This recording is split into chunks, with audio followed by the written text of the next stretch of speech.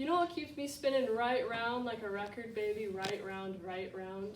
It isn't the band Dead or Alive, it's our economy. Woo! Okay. Vinyl has become increasingly popular since its peak in the 80s, creating a lasting effect on how our economy is built today. In my informative speech, I will explain how your turntable is one of the most influential components of capitalism, starting with its origins, the popular demographics, and who in particular this affects.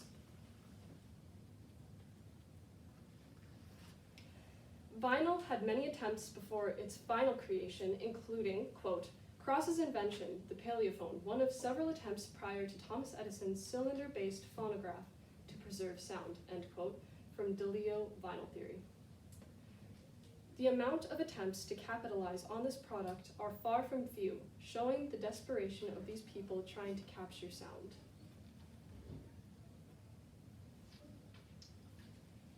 While record pressing started in the early 1900s, it really had its revival in the 70s and 80s during the original punk movement. Quote, the wave of independent stores accompanying the rise of fiercely independent American and British punk and post-punk music in the 1970s lent independent music retail its unique character, unquote. No author siding with vinyl, record store day, and the branding of independent music. Vinyls were adopted by many as a means to oppose the system and spread a message, as well as to support independently owned businesses providing this music.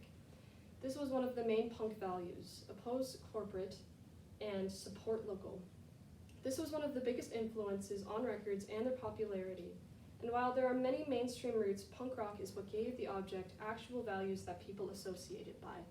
You may think of records as sort of an indie, more local area, and that's going to be your small businesses, the ones that are struggling the most, and those are going to also be member-owned. And that's typically why vinyls are seen as more of a hot commodity, and they're usually going to be ranging from anywhere from $15 to $50 depending on which ones you get. And that is mainly because of how sought after they are and how rare they can be.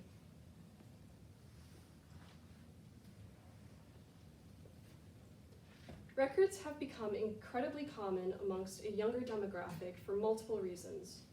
One of the biggest reasons is growing up in a society so fast-paced that most will inevitably look to break away from this.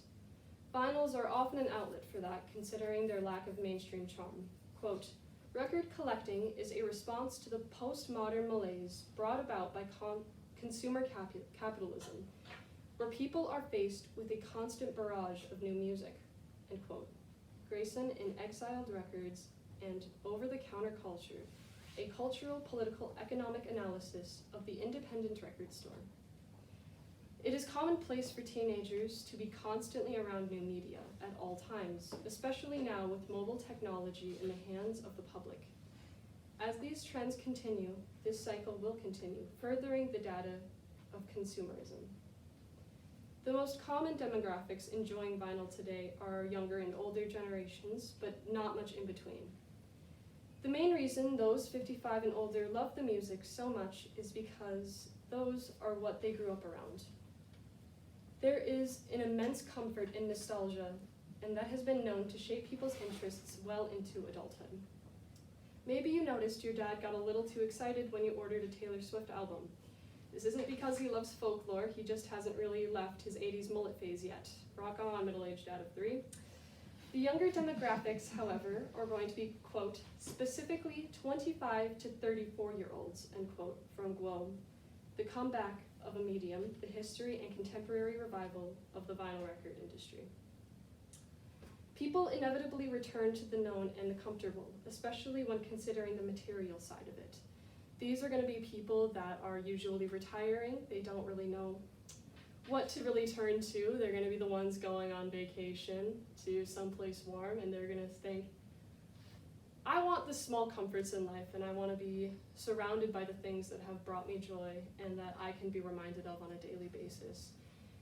Not necessarily those that are touched by the fast-paced media that we are. We constantly have phones in our hands that are giving us new information on a day-to-day basis, and while that is good in multiple areas, that kind of desensitizes us to the simple joys in life, And there are a lot of vinyl record listeners here as per my study, but a lot of those are brought about by the mainstream trends that we are all affected by, and that's usually what brings about that interest.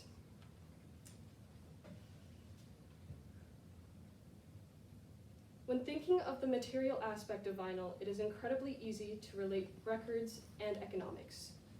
Capitalism stays alive on the reliance of human greed and need for objects and material wealth, an eternal human trait. This is why an individual cannot collect vinyl and fight for any system like communism without being a hypocrite. One of the biggest reasons that add to the record's value is its scarcity and how expensive it is to produce. Not everyone can afford to collect, and this is seen as a privilege. Quote, "Yes, vinyl does cost more and takes more time to produce than simply recording acoustic jams and burning them to CDR. Weeks and hundreds of dollars are needed just to get the mother, from which other pressings are copied." End quote. Hennessy put the needle to the record. Because of its price tag and very particular recording requirements, it becomes a scarce product. Both of these factors create its value. There is much irony in its production and how it has become mainstream, considering its roots, from which I have talked about before. There is a large source of anarchy and teenage rebellion that was brought about by the record's popularity. It was used as a way to rebel against conformity, and that was its biggest growth in popularity and kind of where it comes from. Small businesses are also the ones taking the brunt of this anarchic revolution, so to say. Small businesses are one of the biggest provider for this physical music, but things like Record Store Day further the vinyl's and small businesses' extinction.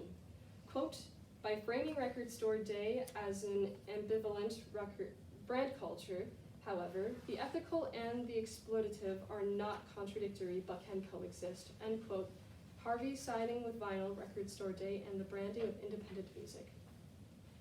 Thinking of these stores as a novelty will eventually make them one. With most of these businesses being entirely independently owned, they are more often than not experiencing a lack of support financially. If they already aren't well off, it is easy to imagine how much more difficult this makes it. It is common sense that businesses must make a certain amount of profit for them to survive, but they can only create so much margin before people simply cannot afford to support them.